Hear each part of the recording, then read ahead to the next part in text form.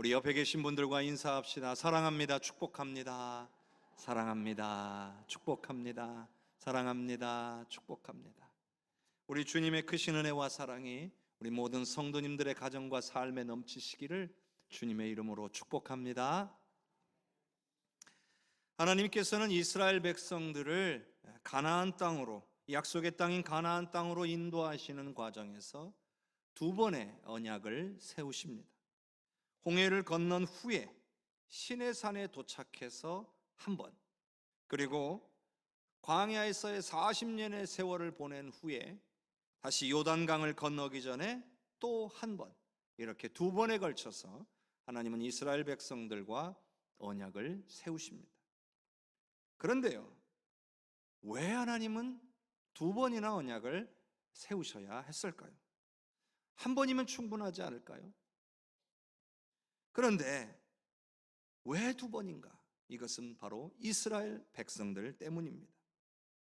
애굽 땅에서 나온 이스라엘 백성들이 시내산에서 하나님과 언약을 세웠는데 그만 가나안 땅을 정탐하고 나서 잘못을 저지르고 말았습니다. 자신들을 여기까지 인도해 내신 하나님을 믿지 못했습니다. 의지하지 못했습니다. 그리고 심지어 원망하기 시작했고요, 모세와 아론을 죽이고 따로 지휘관을 세워서 애굽으로 다시 돌아가자, 그렇게 말했던 것이죠. 결국 이는 하나님을 분노하게 만들었고, 그 결과 광야에서 이들은 40년의 세월을 보내야 했고, 애굽에서 나올 때 20세 이상의 사람들은 다 여호수아와 갈렙을 제외하고는 그 광야 40년의 세월 속에 광야에서 죽어야 했습니다. 성도 여러분, 하나님을 믿는다라고 하는 것은 온전한 변화를 뜻하는 것입니다. 한 발은 신앙생활에다가 두고 다른 한 발은 세상의 즐거움에 담그고 이리 왔다가 저리 갔다가 하는 그런 것이 아닙니다. 신앙생활은 과거에 죄악된 모든 것들을 다 끊어내고 하나님과의 올바른 관계에 집중하며 사는 것입니다. 이스라엘 백성들은 이미 애굽 땅에서부터 홍해를 건너는 과정, 그리고 가나안 땅까지 오기까지 하나님의 전능하심을 경험했어요. 자신들을 노예, 종의 신분에서 풀어주심으로 자유케 하시고 새롭게 하시는 하나님을 경험했습니다. 그리고 하나님께서 그들의 하나님이 되시려고 언약을 세워주신 거예요. 그때는 좋았어요. 이스라엘 백성들 또한 하나님 앞에, 예 하나님, 우리가 하나님만을 믿고 따르고 섬기겠습니다, 언약이 세워진 거예요. 그런데요, 불과 얼마 가지 못해서 이것이 무너지고 맙니다. 하나님의 능력과 말씀을 잊어버리고 사람들의 말에 흔들렸기 때문이죠. 저는 여기서 중요한 것을 한 가지 발견하게 됩니다. 그것은 항상 하나님의 말씀에 귀 기울이고 그 말씀을 가슴에 새기고 살아야 사람들의 말에 흔들리지 않는다는 거예요. 중심이 하나님의 말씀으로 채워져 있어야 된다는 거죠. 신앙인들 가운데도 쉽게 흔들리는 사람들이 있습니다. 좋을 때는 한없이 좋았다가 힘들 때는 거의 믿음 없는 사람들 같을 때가 있죠. 왜 그런 겁니까?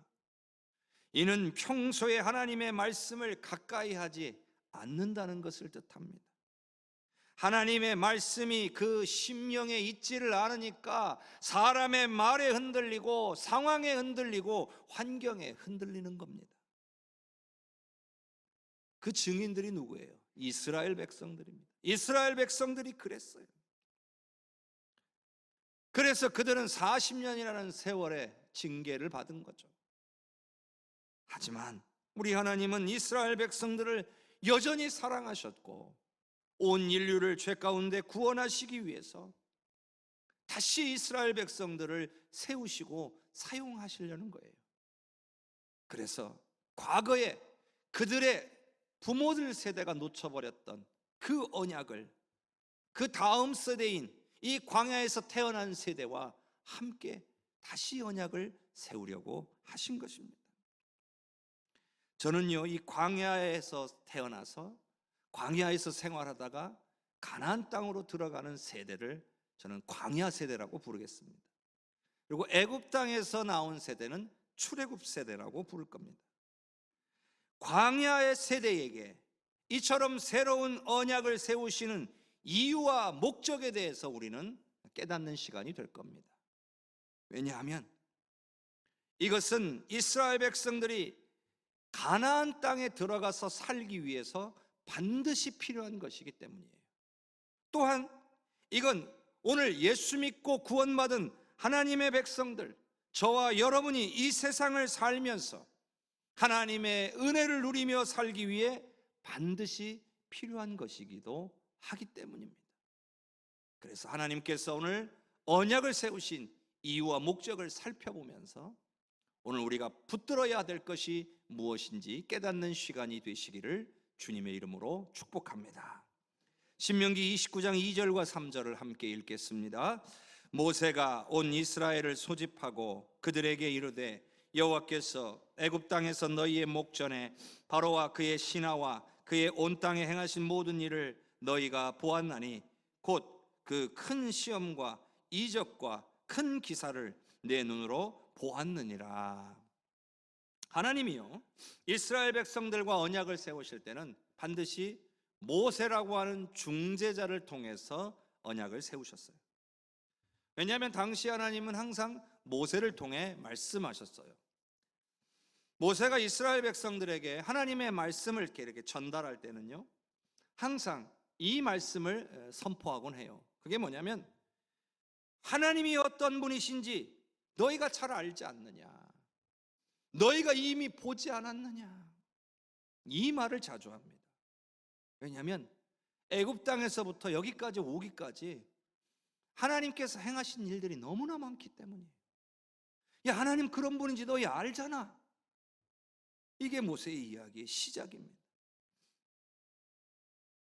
그리고 나서 이제 하나님의 마음, 하나님의 계획을 백성들에게 전하죠. 언약을 세우는데요, 자, 여기서 먼저 알 것은 하나님과 이스라엘 백성들 사이의 언약은 단순한 우리가 일반적으로 행하는 계약과는 완전히 다른 거예요. 계약은요, 쌍방간에 서로 유익을 얻기 위해서 동등한 관계를 설정하는 거예요. 근데 언약은 달라요. 하나님과 우리가 동등할 수 있어요? 그럴 수 없잖아요. 하나님께서 우리가 비교할 수조차 없는 높으신 분이에요.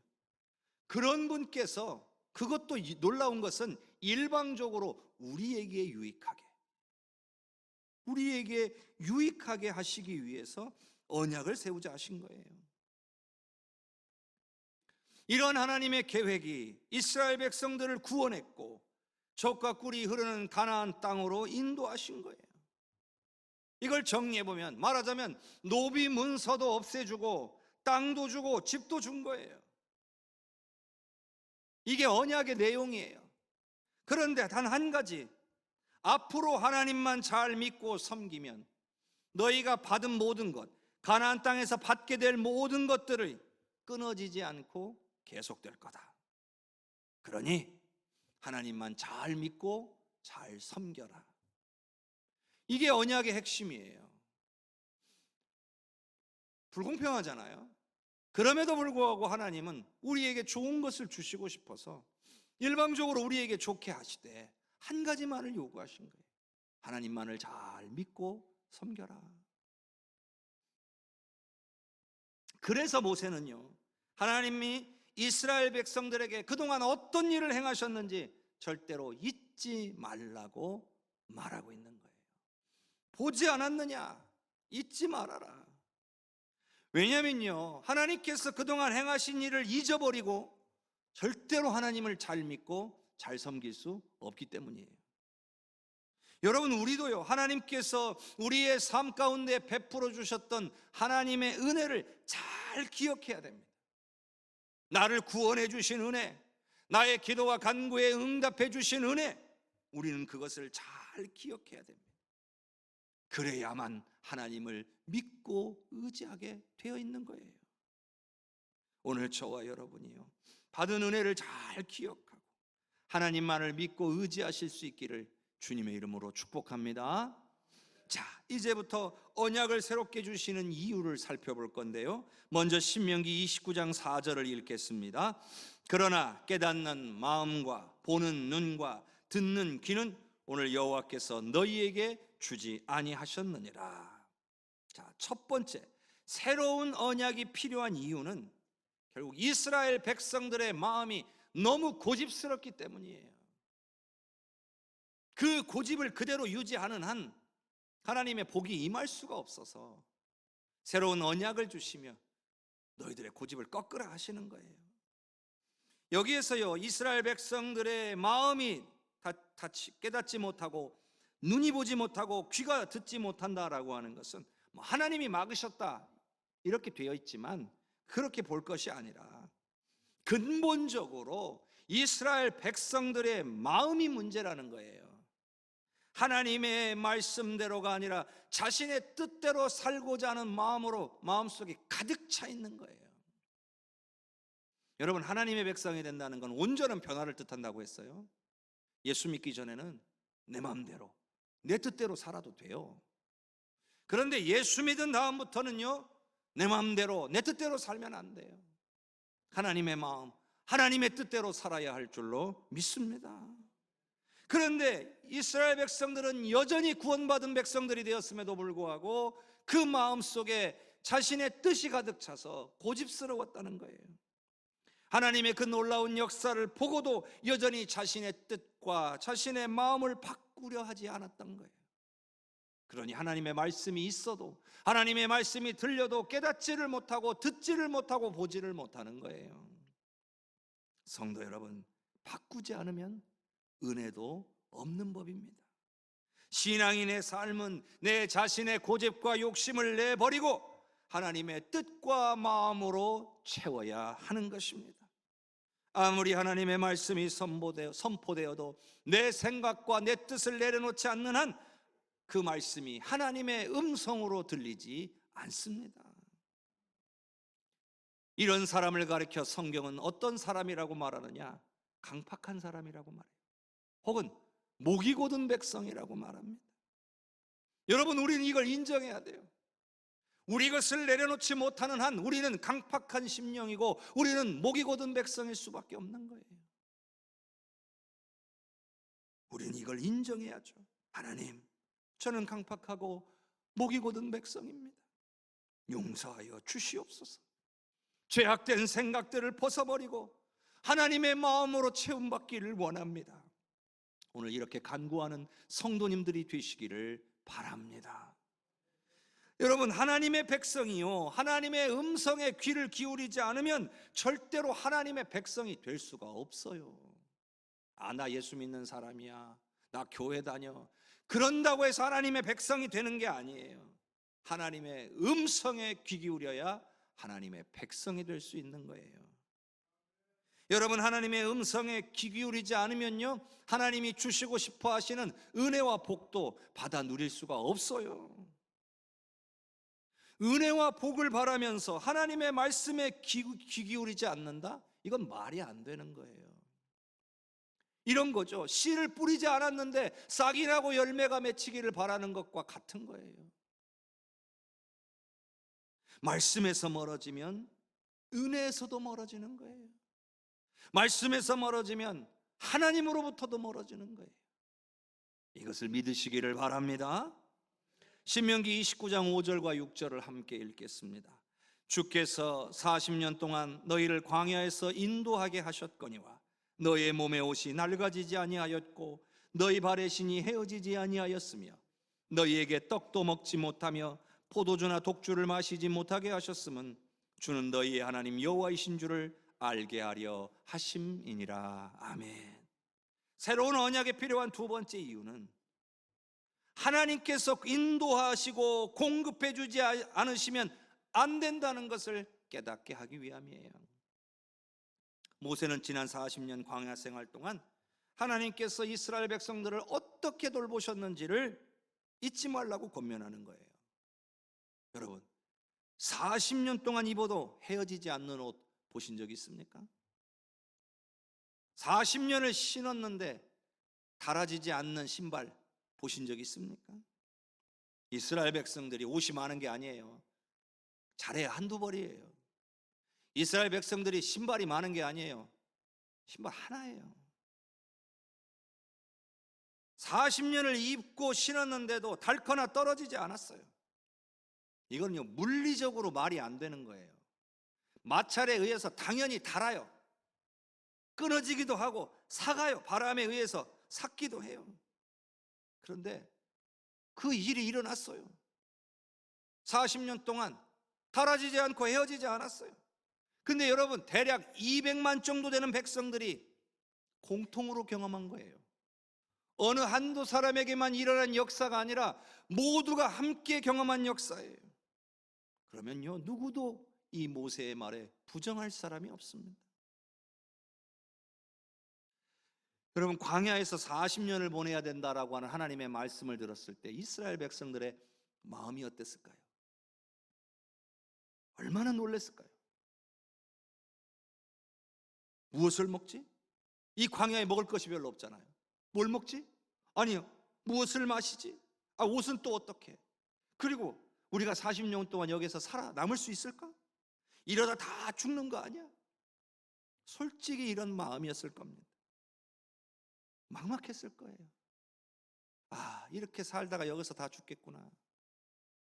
근데 여러분, 어떻게 됐어요? 사라지는 겁니다. 만나가 40년을 내린 거예요. 또 그 엄청난 인원이 마실 수 있는 물이 공급된 거예요. 옷도 신발도 하나도 헤어지지 않았어요. 여러분, 이게 당연한 걸까요? 당연하게 받아들일 수 있는 건가요? 아니죠. 신기한 일이죠. 무슨 생각을 해야 됩니까? 이건 하나님이 하시는 일이다. 하나님이 채우시고 돌보시기 때문에 살 수 있는 거다. 이렇게 고백하게 되는 거예요. 그리고 오늘 말씀에 보면 떡도 먹지 못하고 포도주나 독주는 하나님께서 마시지 못하게 막으셨대잖아요. 이게 무슨 뜻이에요?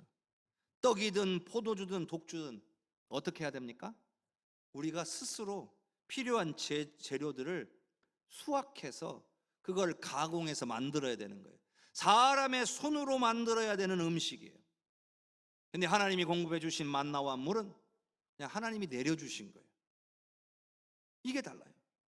광야에서의 생활은 뭘 뜻하느냐? 훈련이에요. 하나님 없이는 살 수 없다는 훈련. 내 힘으로 이거 해보고 저거 해보고 해서 어찌어찌 살았습니다, 이런 고백이 나오기를 원하시는 게 아니라 정말 하나님의 은혜 없이면 이 40년의 세월을 살아갈 수 없었습니다 라고 고백하도록 하기 위함이에요. 하나님이 채우시지 않으면 궁핍할 수밖에 없고 하나님께서 돌보시지 않으면 안전할 수 없다는 것을 깨닫는 시간이었던 거예요. 왜 이게 필요해요? 가나안 땅에서도 똑같은 상황이니까 그래요. 가나안 땅에 들어가서도 그 땅 역시 하나님이 채우셔야만 채워지는 땅이고 하나님이 돌보셔야만 안전한 땅이었기 때문이에요. 여러분, 우리 인생도 마찬가지예요. 내 힘과 내 능력으로 살 수 있을 것처럼 보여도 하나님이 채우시고 돌보셔야만 살아갈 수 있는 인생임을 믿으시기를 바랍니다. 때로는 우리의 삶에 물질이 풍요하고 부족함이 없이 느껴지는 때가 위험한 때예요. 왜요? 내 힘으로도 다 되니까요. 그러면 하나님을 찾지 않습니다. 오히려 부족할 때가, 없을 때가 없기 때문에 하나님을 찾고 의지하게 되어 있는 거예요. 내 힘으로 할 수 없으니까 더 하나님을 의지하게 되는 거예요. 사랑하는 성도 여러분, 하나님의 약속의 말씀을 붙들고 하나님을 의지하고 말씀대로 순종하여 하나님이 돌보시고 채우시는 삶을 살아가시기를 주님의 이름으로 축복합니다. 신명기 29장 7절을 읽습니다. 너희가 이곳에 올 때에 헤스본 왕 시혼과 바산왕 옥이 우리와 싸우러 나왔으므로 우리가 그들을 치고. 새로운 언약에 필요한 세 번째 이유는 이스라엘 백성들을 막아서고 공격하는 적들이 있기 때문이에요. 오늘 말씀해 보면 헤스본 왕 시온과 바산 왕 옥이 우리와 싸우러 나왔으므로 라고 되어 있어요. 지금 이 땅은 요단 동편 땅이에요. 하나님이 약속하신 땅도 아니에요. 그런데 가나안 땅에 들어가기도 전부터 이스라엘 백성들을 향한 공격이 시작된 거예요. 나중에 가나안 땅 들어가서도요, 그 가나안 땅의 주민들과 싸워야 돼요. 그래서 그들과 싸워서 그 땅을 차지해야 돼요. 전쟁은 피할 수 없는 것이었어요. 그런데 여러분, 이것을 영적으로 보면 구원받은 하나님의 백성들이 가는 길에는 반드시 영적인 공격과 방해가 있다는 것을 뜻하는 거예요. 그리고 이 싸움은 주님이 오시는 그날까지 계속되는 거예요. 한 가지 반드시 알아야 될 것이 있어요. 이 싸움은, 믿는 자들의 이 영적인 싸움은 우리 자신의 힘과 능력만으로는 절대로 못 이긴다는 거예요. 하나님께서 함께 하시며 하나님께서 싸워주셔야 이길 수 있는 거예요. 바산왕 옥과 헤스본왕 시온과의 싸움은 하나님이 앞장서 가시며 이스라엘 백성들과 동행하시며 먼저 나가서 싸워서 이겨주시는 하나님의 승리를 보여주시기 위함이었던 거예요. 그러니 이스라엘 백성들이 이것을 바라보면서 하나님이 우리와 함께 하셔야 우리가 이 가나안 땅에서 전쟁에서도 승리할 수 있겠구나, 이것을 깨닫는 시간이에요. 여러분, 성경의 이야기를요, 과거 이야기로만 생각하면 안 돼요. 저 수천 년 전에 우리하고는 한참 전, 비행기 타고도 막 10시간 이상 가야 되는 그 널리 떨어진 그 땅의 이야기다, 이렇게 생각하면 안 돼요. 과거나 지금이나 동일하게 적용되는 게 있어요. 그게 뭡니까? 구원받은 하나님의 백성은 하나님과 동행할 때만 승리할 수 있다는 거예요. 이것을 믿으시기를 바랍니다. 하나님과 멀어지면 승리할 수 없어요. 여러분, 지난주 말씀을 한번 우리가 기억해 보면요, 지난주에 제가 드린 말씀 보면 모세가 하나님 말씀 받으려고 산에 올라간 그 40일 동안 그걸 못 기다려 가지고 이스라엘 백성들이 우상을 만들었어요. 그리고 그 때문에 그들이 벌을 받았죠. 근데 여기에서 하나님이 하신 결정이 하나가 있었어요. 그게 뭐냐?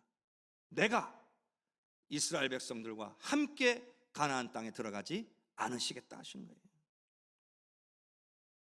여러분, 이스라엘 백성들이요, 언약을 깨트렸어요. 언약을 깨트리니까 어떻게 된 거예요? 하나님이 함께 하시지 않으시겠다 한 거예요. 언약이 깨지면요, 하나님의 동행도 없는 거예요. 그러니 앞으로 가나안 땅에 들어가서는요, 하나님 없이 이 전쟁을 치러서 그 땅을 차지해야 되는 거예요. 얼마나 많은 피해가 일어나겠습니까? 우리도 예수 믿고 구원받은 하나님의 자녀로서 하나님께서 동행하시지 않는 그런 신앙생활을 하려고 하면 안 되는 거예요. 말하자면 하나님의 말씀을 외면하고 말씀대로 살지 않으면 하나님은 동행하실 수가 없다는 뜻이기도 해요. 여러분, 생각해 보세요. 말씀, 하나님의 말씀을 멀리하는 것은요, 하나님을 인정하지 않는다는 뜻이에요. 에이, 제가 언제 그랬어요? 여러분, 말씀을 멀리한다는 건, 나를 향하신 하나님의 말씀을 멀리한다는 건 하나님을 인정하지 않는 것이 된다는 걸 분명히 기억하기를 바랍니다. 하나님을 인정하지 않으니 하나님도 함께 하실 수가 없어요. 여러분의 삶에 능력이 나타날 수가 없는 거예요. 이스라엘 백성들은 하나님의 동행하시는 그 은혜를 누리고 하나님께서 그들을 위해 싸워주시는 은혜를 체험하기 위해서 반드시 언약의 말씀대로 순종해야 했던 거예요. 사랑하는 성도 여러분, 하나님의 말씀에 귀 기울이고 말씀대로 순종하시기를 바랍니다. 하나님께서 여러분과 함께 하시며 여러분의 인생의 모든 삶의 문제 가운데서 함께 싸워주시며 반드시 승리케 해 주실 줄로 믿습니다. 신명기 29장 8절을 함께 읽겠습니다. 그 땅을 차지하여 르우벤과 갓과 므낫세 반 지파에게 기업으로 주었나니. 사실 이 헤스본 땅과 바산 땅은 하나님께서 이스라엘 백성들에게 약속하신 땅이 아닙니다. 그런데 그럼에도 불구하고 그들이 이스라엘 백성들을 쳐들어왔기 때문에, 이 사람들은요 이스라엘 백성들을 공격하지 않았으면 그냥 지나갔을 겁니다. 이스라엘 백성들이 가나안 땅을 향해 그냥 갔을 거예요. 근데 본인들이 먼저 공격해 온 거예요.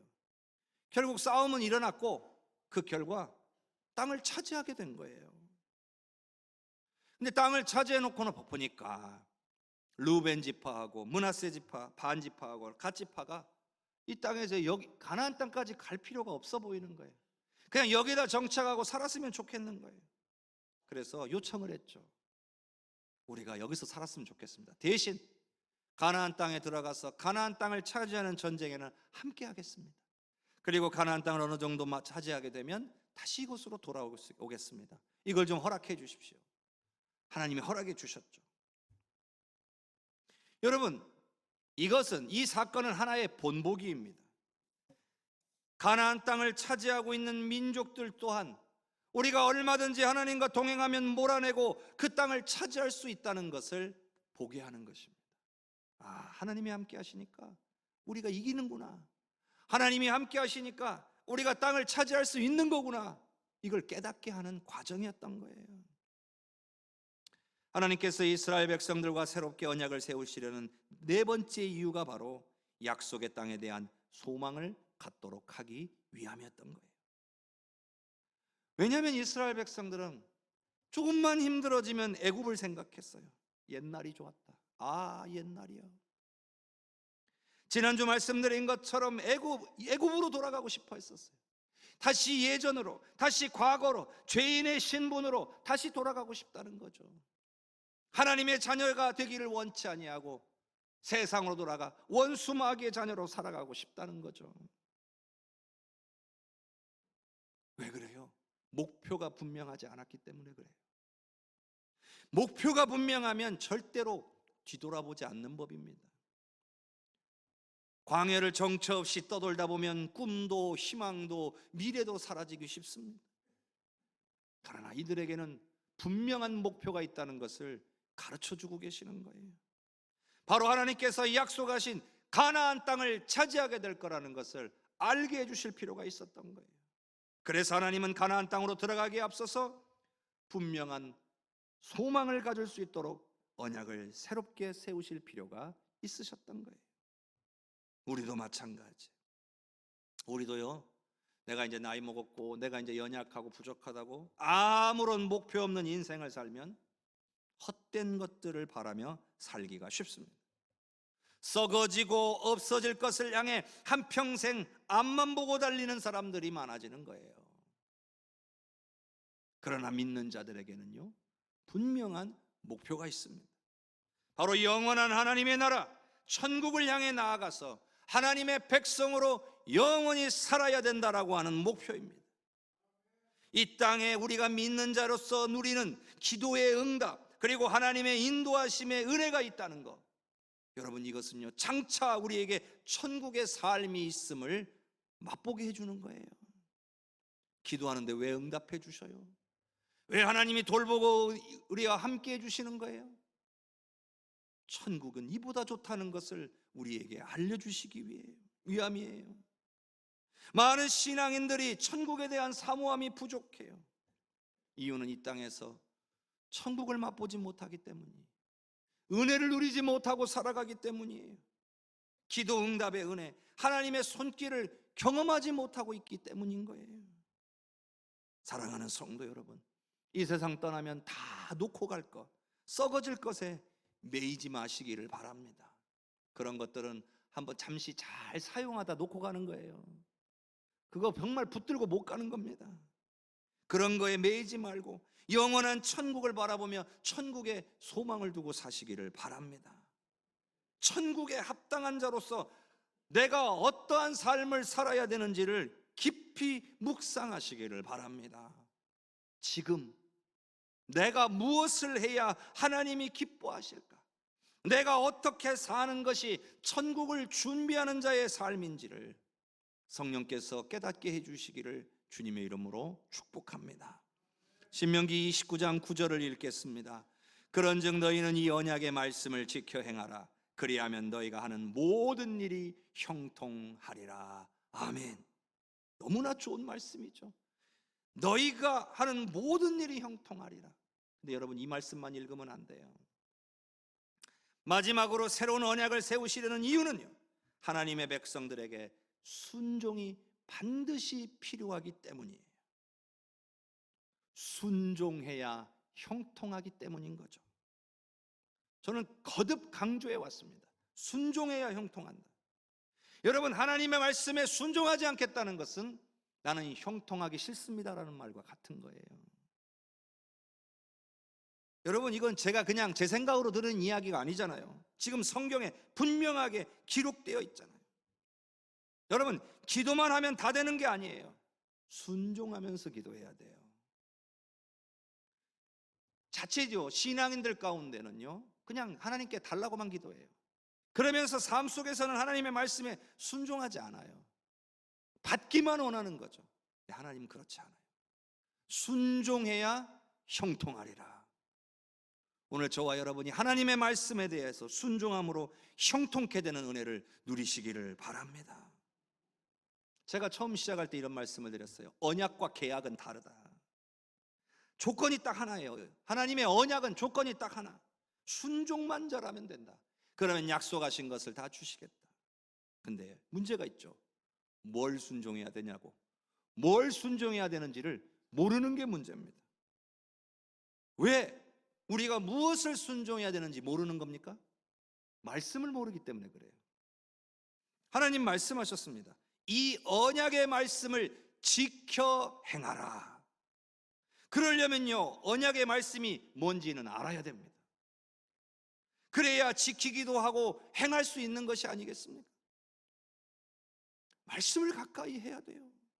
읽고 묵상하면서 깨닫게 해주시라고 성령의 도우심을 구해야 됩니다. 그리고 그 말씀대로, 깨달은 말씀대로 순종할 수 있도록 성령의 도우심을 구해야 됩니다. 그래야 형통할 수 있습니다. 사랑하는 성도 여러분, 더욱더 하나님의 말씀에 귀 기울이시기를 주님의 이름으로 축원합니다. 그런데요, 이런 언약의 내용들이, 이 언약에 하시는 이유가 누구 앞에서, 이 언약을 세우시는 게 누구 앞에서 이렇게 하시느냐? 이스라엘 백성 전체, 남녀노소, 신분, 귀천 따질 것 없이 이스라엘에 속한 모든 자와 이 언약을 맺으려 하셨다는 거예요. 그 말은 가정에 어느 한두 명이 대표로 언약을 지키면 되는 게 아니라는 거예요. 한두 분만, 여기 계신 여러분만 하나님의 말씀에 순종하면 되는 게 아니라 여러분과 관련된 모든 사람들도 하나님의 말씀에 순종하도록 이끌어줘야 된다는 뜻이에요. 그래야 그들도 형통할 수 있는 거예요. 우리의 기도만으로는 그들이 형통해지는 데는 부족합니다. 물론 기도 안 하는 것보다는요, 우리가 중보하며 기도해 주는 게 유익합니다. 그러나 그들이 진정으로 하나님 앞에 형통하도록 이끌어 줄 때 정말 참된 형통의 은혜를 누리게 될 줄로 믿습니다. 자, 이제 마지막으로 언약을 새롭게 세우시는 목적으로 마지막을 정리하겠습니다. 신명기 29장 13절입니다. 여호와께서 내게 말씀하신 대로 또 내 조상 아브라함과 이삭과 야곱에게 맹세하신 대로 오늘 너를 세워 자기 백성을 삼으시고 그는 친히 내 하나님이 되시려 함이니라. 언약을 따르는 자만이, 말씀대로 살아가려는 자들만이 하나님의 백성이고 하나님의 언약에 순종하는 자들의 하나님이심을 나타내기 위함이라는 거죠. 결국엔요, 하나님과 백성의 관계가 세워지기 위해서는 반드시 언약을, 말씀을 지켜야 한다는 거죠. 저는 이것을 은혜라고 말합니다. 우리가 무엇이건데 하나님이 우리를 사랑하셔서 우리를 백성 삼아 주셨습니까? 아무런 자격도 없는데도 하나님은 우리를 자기 백성 삼으시고 또한 하나님께서는 우리 하나님이 되시기 위한 방법을 스스로 마련하신 겁니다. 이 언약을 지켜라. 그러면 내가 너희 하나님이 되어 너희를 지키고 보호하고 인도하며 복을 주리라. 성도 여러분, 선택은 하나입니다. 지키고 복을 받을 것인지, 외면하고 아무런 능력도 복도 없는 삶을 살 것인지 여러분께서 판단하고 선택하십시오. 하나님의 말씀을 가까이 하고 순종하는 성도님들이 되시기를 바랍니다. 성령께서 도와주셔서 말씀대로 순종하여 형통케 되는 복을 누리게 되시기를 주님의 이름으로 간절히 축원합니다.